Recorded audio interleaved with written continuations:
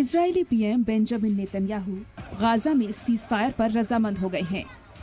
Netanyahu ने 29 सितंबर की रात अमेरिकी प्रेसिडेंट डोनाल्ड ट्रंप से वॉशिंगटन डीसी में मुलाकात की। इसके बाद दोनों लीडरान ने प्रेस कॉन्फ्रेंस कर इसकी जानकारी दी। ट्रंप ने इजराइल गाजा में सीजफायर के लिए 20 पॉइंट का प्लान भी तैयार किया है।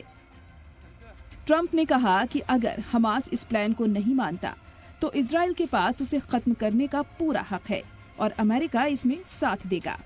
वहीं इजरायली पीएम नेतन्याहू ने कहा, गाजा में एक पुरअमन एडमिनिस्ट्रेशन होगा, हमास के सभी हथियार हटाए जाएंगे और गाजा से इजराइल धीरे धीरे पीछे हटेगा।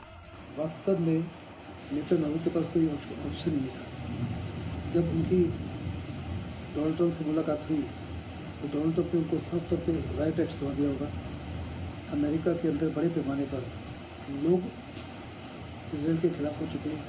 बहुत ज़बरदस्त अमेरिका के भी प्रेशर है, रिपब्लिकन की तरफ से भी प्रेशर है और साफ तौर पे उन्होंने कहा होगा कि अगर वो सीजफायर को एक्सेप्ट नहीं करते तो जो अमेरिका की तरफ से उनको सपोर्ट मिल रहा है वो सपोर्ट शेयर के लिए बिल्कुल नहीं होगा। दूसरा, नेतन्याहू को साफ तौर पर नजर आया होगा जब उन्होंने जनरल असेंबली में टॉप दिया तो एम्प्टी चेयर्स को उन्होंने बातचीत की। वास्तव में बहुत सारे देश के जो प्रतिनिधि थे उठ के चले गए। साथ ही साथ यूएन में से 193 कंट्रीज में से 151 कंट्रीज ने 2 स्टेट पॉलिसी को एक्सेप्ट किया और साथ ही साथ पैलेस्टीन को रिकॉग्नाइज किया। ये बहुत बड़ी चुनौती है इजराइल के लिए। ये सब लोग जो पिछले 1-1.5 साल से परेशान हैं, सिर्फ इंसानियत कत्ल हो रही थी, हर जगह इंसान मर रहे थे और तबाही जो है वो उसको आप असेस नहीं कर सकते कितनी तबाही हो चुकी है। और एक पूरी दुनिया में ग्लोबल डिसऑर्डर और ह्यूमैनिटी हम सब कर रहे थे।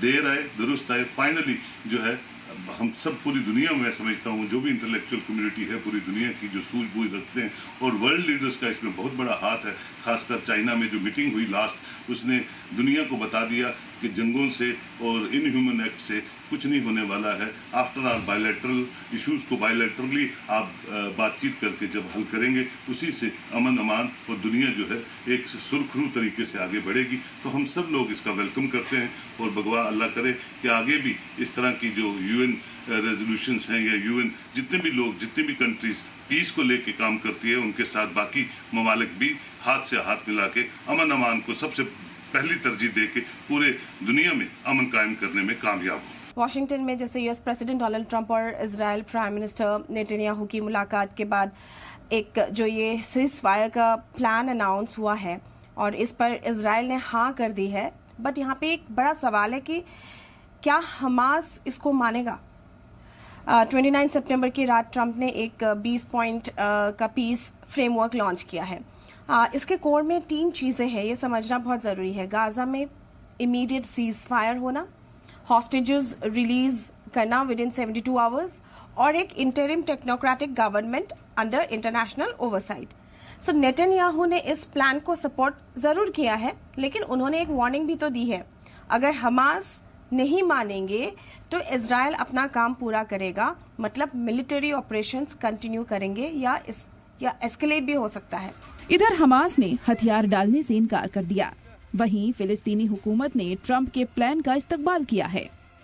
सबसे पहले जानिए ट्रंप के सीजफायर प्लान के 20 पॉइंट में क्या क्या है।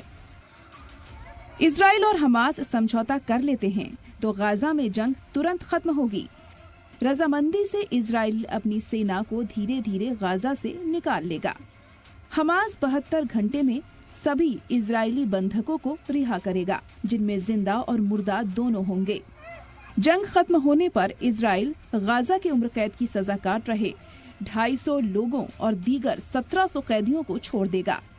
हर मुर्दा इजरायली कैदी के बदले 15 फिलिस्तीनी कैदियों की लाश लौटाई जाएगी। गाजा से हमास के सारे ठिकाने और हथियार हटाए जाएंगे। हमास और दीगर लड़ाके गाजा की सरकार में हिस्सा नहीं लेंगे। गाजा के लिए एक आरजी टेक्निकल कमेटी बनाई जाएगी जिसमें काबिल लोग होंगे। इस बोर्ड की सदारत अमेरिकी प्रेसिडेंट ट्रंप करेंगे। इसमें टोनी ब्लेयर और दीगर ममालिक के लीडर्स शामिल होंगे। बोर्ड गाजा की तरक्की और सुधार की स्कीम बनाएगा और इसका खर्च उठाएगा। गाजा को तुरंत मुनासिब मदद दी जाएगी। गाजा में स्पेशल कमर्शियल जोन बनाए जाएंगे। जिससे रोजगार बढ़ेगा। किसी को गाजा छोड़ने के लिए मजबूर नहीं किया जाएगा, जो चाहे जा सकता है और लौट सकता है। एक इंटरनेशनल सिक्योरिटी फोर्स गाजा में सिक्योरिटी बनाए रखेगी। सिक्योरिटी फोर्स गाजा पुलिस को ट्रेनिंग देगी और मदद करेगी। इजराइल और मिस्र की सरहदों पर सिक्योरिटी मजबूत होगी। जंग खत्म होने तक हवाई हमले और गोलाबारी रोकी जाएगी। आलमी तंजीम गाजा में मदद और सिक्योरिटी की निगरानी करेंगे। इजराइल और फिलिस्तीन के बीच अमन के लिए बातचीत शुरू होगी। इस स्कीम का मकसद गाजा में अमन, तरक्की और बेहतर जिंदगी लाना है। जहाँ तक गाजा का ताल्लुक है, मेरे मुताबिक it's a very pragmatic 20 point plan. इसमें साफ तौर पे कह रहा है कि इजराइल की तरफ से गाजा के ऊपर किसी तरह का एनेक्सेशन नहीं होगा और इजराइल जो है हर प्रकार से over a period of time Gaza से विड्रॉ हो जाएगा। फिर गाजा का रिकंस्ट्रक्शन प्लान भी है। अभी डिपेंड करता है कि क्या हमास इसको एक्सेप्ट करता है या नहीं करता है, क्योंकि हमास को 3 दिन के बाद में सारे बंधक डेड ड्राइव वापस करने पड़ेंगे। इसके बदले में बड़े पैमाने पर इजराइल जो है उनकी जेलों में जो आतंकवादी कैद है उनको छोड़े जाएंगे और उसके अलावा और बड़े सारे बिजनेस को छोड़ेगा। साथ ही साथ हमास को वेपन को गिव अप करना पड़ेगा और हमास को हर प्रकार से अपने आप को गाजा के फ्यूचर से अलग करना पड़ेगा। एक इंटरनेशनल पीस फोर्स बनाई जाएगी और इस पीस फोर्स के अंदर कुछ ऐसे लोग भी उसको मॉनिटर करेंगे जो वास्तव में दुनिया में काफ़ी रिस्पेक्टेड है, जैसे कि अर्स्टाइन ब्रिटिश प्राइम मिनिस्टर। साथ ही साथ ये भी कहा जा रहा है कि जितने भी टनल्स वगैरह बनाई गई हैं उन सब टनल्स को डिस्ट्रॉय किया जाएगा। तो ये यकीन किया जाएगा कि वास्तव में जो पैलेस्टीन अथॉरिटी है वो एक ऐसी हुकूमत को कायम करे जो इंश्योर करे कि गाजा के माध्यम से किसी प्रकार की कोई लेवल के खिलाफ कोई कार्रवाई नहीं हो सकती। गाजा सीज फायर पे यूएस प्रेसिडेंट डोनाल्ड ट्रंप का 20 पॉइंट का जो सीज फायर अनाउंस हुआ है, जिसके लिए इजराइल के प्रधानमंत्री बेंजामिन नेतन्याहू ने अपना कंसेंट दिया है, ये वेलकम डेवलपमेंट है।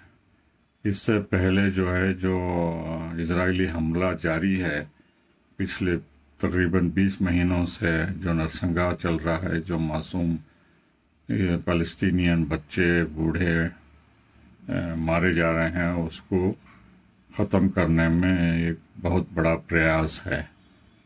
दूसरी चीज़ ये है कि वहाँ के लोग जो भूखे प्यासे मर रहे हैं उनको राहत प्राप्त करने में एक बड़ा कदम है।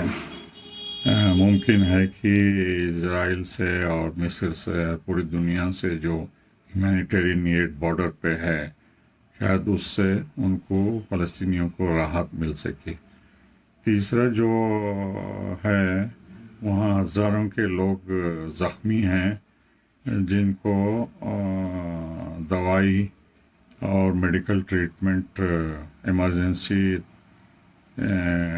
तौर पे मुहैया कराना है, उसमें भी उनकी मदद मिल सकेगी। 20 पॉइंट के फार्मूले में अमेरिका कोशिश करेगा कि उसकी सुप्रीमेसी जो है वो कायम दायम रहे, लेकिन मैं समझता हूँ उन सब चीज़ों पे बातें बाद में होती रहेंगी, फार्मूला जितने भी हैं उस पर चर्चाएं होती रहेंगी, लेकिन सीज फायर जो है वो सबसे इम्पोर्टेंट फैक्टर है और वो पूरी दुनिया उसको सराहेगी। हिंदुस्तान के वजीर आजम नरेंद्र मोदी ने ट्रंप के सीज फायर प्लान का इस्तकबाल करते हुए सोशल मीडिया एक्स पर पोस्ट कर कहा कि ये प्लान फिलिस्तीनी और इजरायली लोगों के साथ ही पूरे मगरबी एशियाई खित्ते के लिए अमन, सलामती और तरक्की का रास्ता देगा।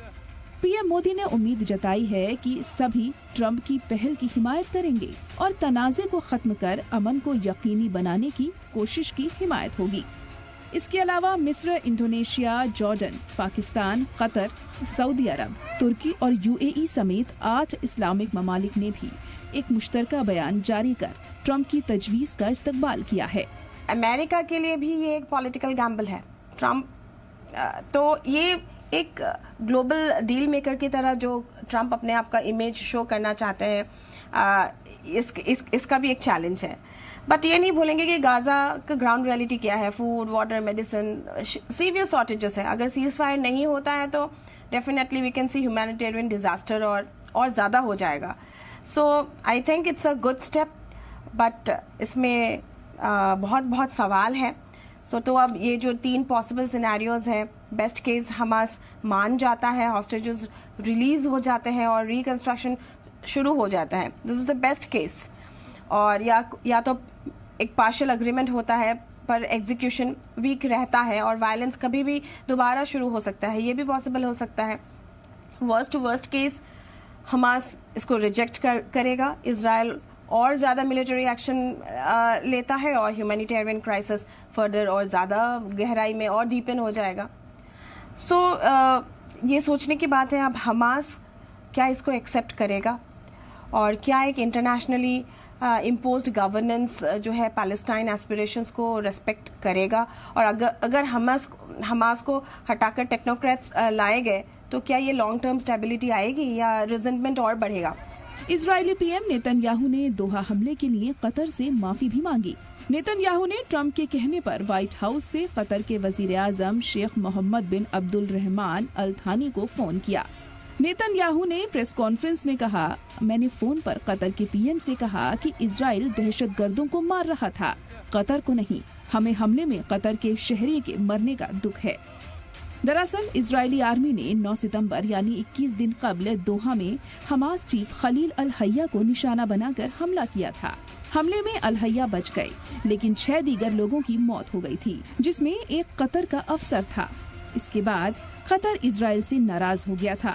ट्रंप ने भी नाराजगी जाहिर की थी। नेतन्याहू ने कतर की खुदमुख्तारी की खिलाफ वर्जी और उसके अफसर की मौत पर दुख जताया। ये माफी गाजा में अमन मज़ाकरात को फिर से शुरू करने की कोशिश का हिस्सा है, क्योंकि हमले के बाद कतर ने हमास और इजराइल के बीच सालिसी रोक दी थी। इजराइल आलमी सतह पर गाजा जंग की वजह से लगातार तंकीद का सामना कर रहा है। हाल ही में यूएन की जनरल असेंबली में नेतन्याहू की स्पीच के दौरान कई ममालिक के डिप्लोमेट्स ने वॉकआउट कर दिया था। हालांकि दूसरे ममालिक के उलट अमेरिका मजबूती से नेतन्याहू के साथ खड़ा है। ट्रंप साफ कह चुके हैं कि वे फिलिस्तीन को मुल्क की मंजूरी नहीं देंगे। गाजा जंग में अब तक 66,000 से ज्यादा फिलिस्तीनियों की मौत हो चुकी है। इस वजह से ब्रिटेन, फ्रांस, कनाडा और ऑस्ट्रेलिया जैसे इजराइल के पुराने साथियों ने फिलिस्तीनी मुल्क को मंजूरी दे दी है। ये सभी ममालिक इजराइल पर सीज फायर के लिए दबाव बना रहे हैं।